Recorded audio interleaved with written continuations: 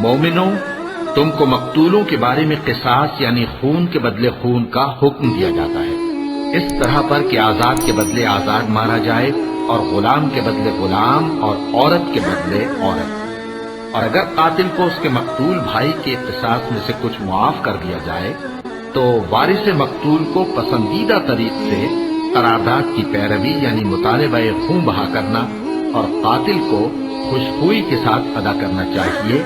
یہ تمہارے پروردگار کی طرف سے تمہارے لیے آسانی اور مہربانی ہے۔ اب جو اس کے بعد زیادتی کرے اس کے لیے دکھ کا عذاب ہے۔ اور اے اہل عقل، حکم قصاص میں تمہاری زندگانی ہے کہ تم قتل و خونریزی سے بچو۔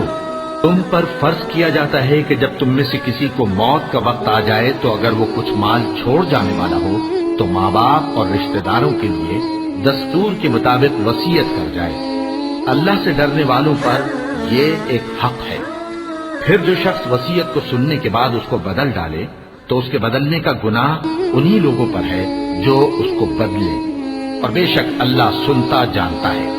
اب اگر کسی کو وصیت کرنے والے کی طرف سے کسی وارث کی طرفداری یا حق تلفی کا اندیشہ ہو تو اگر وہ وصیت کو بدل کر وارثوں میں صلح کرا دے تو اس پر کچھ گناہ نہیں، بے شک اللہ بخشنے والا ہے، رحم والا ہے۔